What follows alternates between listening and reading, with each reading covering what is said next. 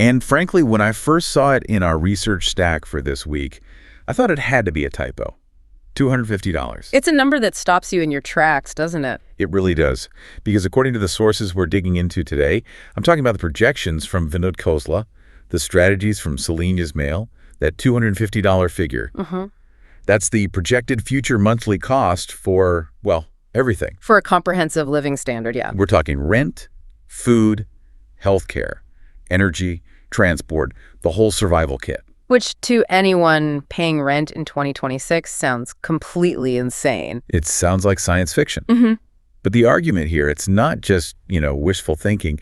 It's based on a very specific economic trajectory. They call it the deflationary singularity. Right, and I think we need to pause on that word deflation. We do, because usually when an economist says deflation, it's a horror story. It means the economy is crashing, nobody's buying anything, jobs are just vanishing. So why is this version supposed to be our Star Trek future? That is the crucial distinction. So bad deflation comes from a lack of demand. This is completely different. This is good deflation. It's driven by hyper-efficiency. Okay. It's what happens when technology drives the cost of making something down so far that goods and services become abundant instead of scarce. So it's not that people don't have any money, it's that things cost almost no money to make. Exactly. The technical term is zero marginal cost. And you see this in software all the time. Right. If you write a piece of code or you record a song, the cost to sell it to the first person is high. But the cost to sell it to the second or the third or the millionth person... It's basically zero. You just copy a file. It costs nothing. And the thesis we're exploring today is that this software logic is finally breaking out of the computer screen. It's starting to eat the physical world. It's jumping the firewall. I love that it's jumping the firewall. We're seeing this physics of copy-paste abundance moving into biology, into energy, into manufacturing. Let's get specific, because abundance can feel like a real buzzword until you see the mechanics of it. I want to look at the healthcare example from Vinod Khosla. This is where the rubber really meets the road. It's a powerful one. He has this vision for India, but it applies globally. He argues we're approaching a point where every single person on Earth, regardless of income, has 247 access to a primary care physician that's actually better than the best doctor a billionaire can get today. And he's talking about an AI doctor. He is, and the numbers back him up, which is a kind of scary part. The sources highlighted a study on diagnostic accuracy. Human doctors who are, overworked, they're tired, they rely on memory, they get complex diagnoses right about 74% of the time. That is a statistic that makes you want to get a second opinion on literally everything. Seriously. Yeah. But the AI. In the same study, the AI tool started at 88% accuracy. And the important thing to remember about AI is that 88%, that's the worst it's ever going to be. It only gets better. It learns exponentially. Think about the implications of that. Right now, healthcare is a scarcity game. We limit medical schools, residencies are brutal. A doctor can only see, maybe 20 patients a day? And that scarcity drives the price up. But an AI doctor, it can see 1 billion patients simultaneously. It effectively demonetizes expertise. Or you could say it creates an abundance of expertise.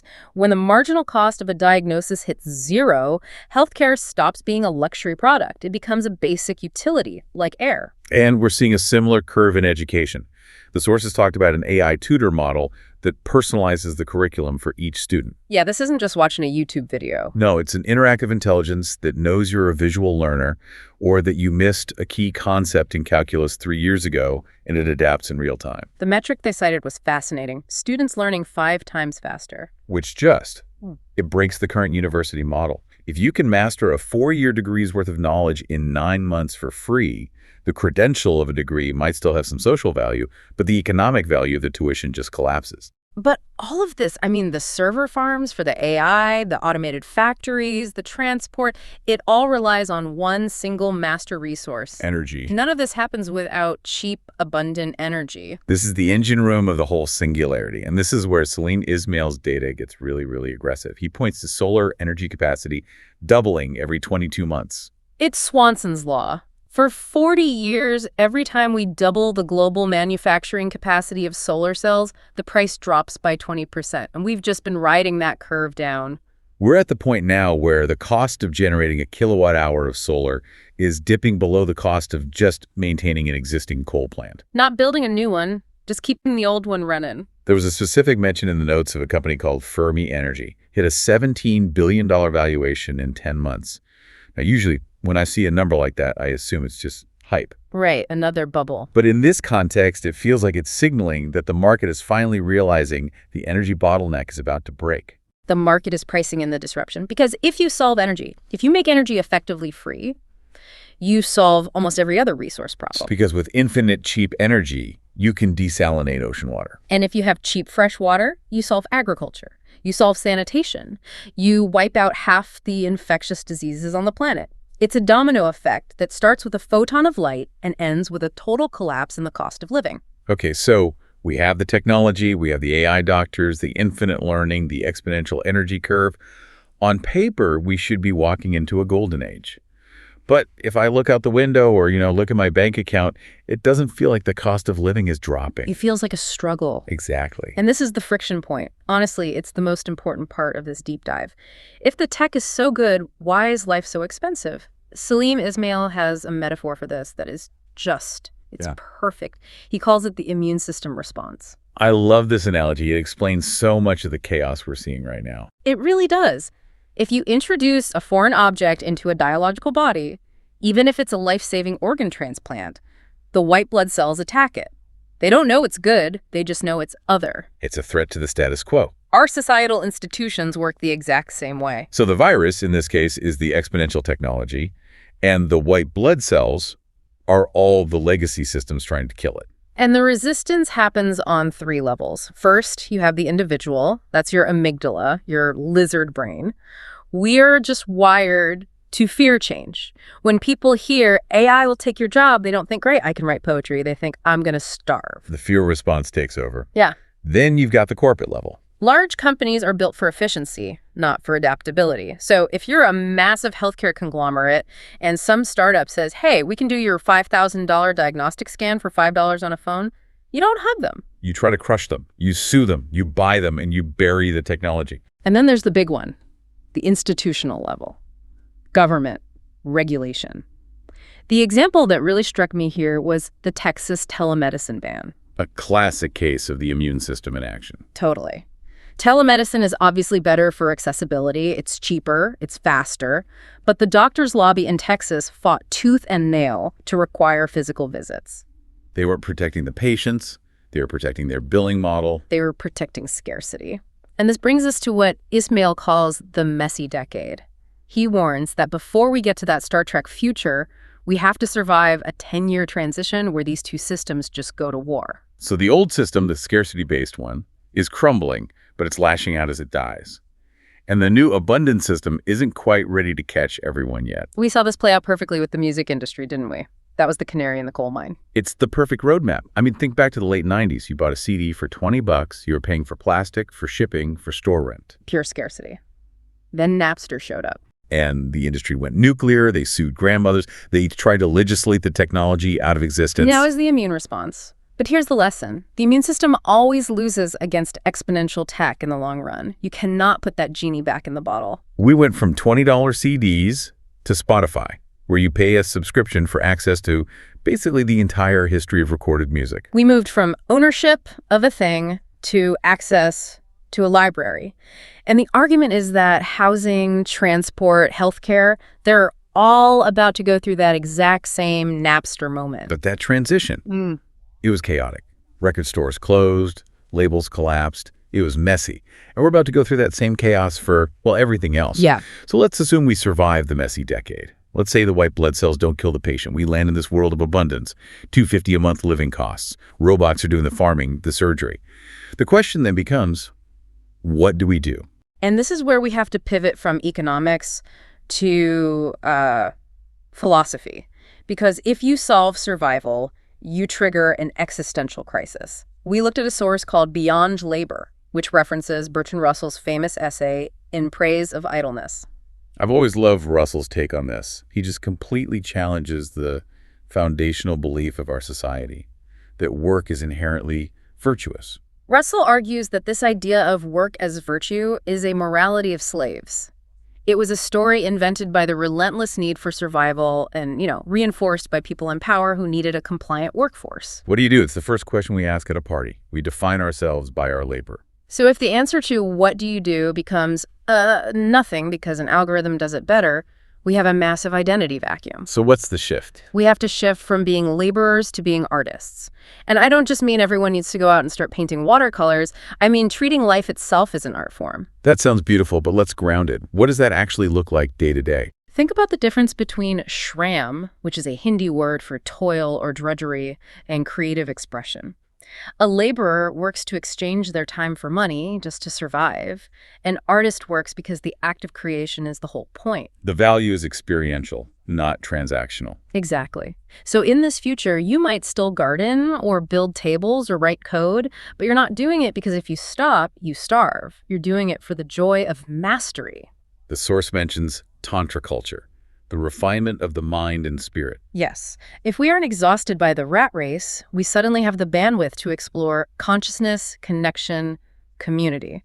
But there's a trap here, the happiness paradox. We are biologically wired to be dissatisfied. We're hunters. We're problem solvers. If you take away the struggle for survival, humans don't just become happy. They often become depressed or self-destructive.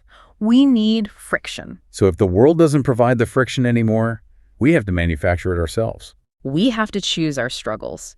And this is why the sources suggest that things like meditation, martial arts, deep philosophical study, these become the new hard skills. That is such a flip. Today, coding is a hard skill, and meditation is a soft wellness practice. You're saying in the future, AI does the coding, so the ability to just sit with your own thoughts for an hour without spiraling becomes the elite skill. Mental stability and the ability to generate your own sense of meaning. That will be the defining characteristic of a successful life. Okay, that's the destination. But our listeners are living in the transition. They are in the messy decade right now. We promised them a toolkit. How do we navigate this shift without getting crushed by the immune system? Based on the stack, there are 3 concrete actions you can take, starting immediately. Let's hit them. Action number 1. Cultivate the curiosity mindset. This sounds simple, but I feel like there's a specific angle here, especially with AI. There is. In a world of Google and ChatGPT, answers are a commodity. They are free, they are instant. So if answers are cheap, questions become the premium asset. The ability to ask the right question. Yes. To connect 2 unrelated fields. To wonder, what if? That is something AI still struggles with. So to stay relevant, you stop trying to be a database of facts and you start acting like an investigator. Salim Ismail has that brutal rule. If you aren't learning, you are dying. The rate of change is just so fast. Your degree from 10 years ago is obsolete. You have to be in a constant state of updating your mental software. Okay, so curiosity is the engine. What's action number 2? Adopt agency. This is the Vinod Khosla rule. He basically divides the world into people who accept reality as it is and people who feel they can change it. The difference between being a passenger and being a driver. Exactly. Don't let the future happen to you. You have to use the exponential mindset. Look at the intersection points. Don't just look at AI. Look at where AI meets energy. Look at where blockchain meets healthcare. Aim for where the puck is going to be in 5 years. That requires a certain amount of confidence to say, I'm not just going to wait for the regulations to change. I'm going to build a solution that forces them to change. Which leads to the third and maybe the most difficult action, develop a gratitude and abundance mindset. This goes right back to fighting the amygdala, the lizard brain. It does. The news business model is built on your fear. If it bleeds, it leads. They sell you Mad Max every single night because it keeps you watching. But the data, the actual numbers on poverty, on literacy, on energy access is selling you Star Trek. It's hard to see the Star Trek future when you're scrolling through doom headlines all day. But you have to consciously recognize it. I mean, even a middle-class person today has access to more information, better entertainment, and faster travel than the richest kings of the 19th century. If you operate from a place of fear, you become part of the immune system. You resist the new tools, you protect the old ways. And you get left behind. But if you operate from gratitude, you see the opportunity. You see the AI not as a job stealer, but as a tool that frees you from drudgery so you can do something more interesting. It all comes down to a choice of perspective then. We are standing on the edge of the greatest reduction in the cost of living in human history. The deflationary singularity is coming. It's going to be messy and the institutions will fight it, but the math is just undeniable. So I want to leave you with a final provocation. Yeah. We talked about this shift from doing to being, from the laborer to the artist. This is the homework assignment. If this prophecy holds true, if the cost of survival drops to $250 a month and you no longer have to work to stay alive, who are you? It's the most terrifying question you can ask because it strips away all the easy, socially acceptable answers. Would you know how to exist without your job title? Would you be a creator, a connector, a philosopher? Or would you just be lost? Start answering that question now. Don't wait for the layoff notice or the universal basic income check to arrive. Start building that identity today. Do the evolution, not the resistance. Thanks for diving deep with us. We'll see you in the future.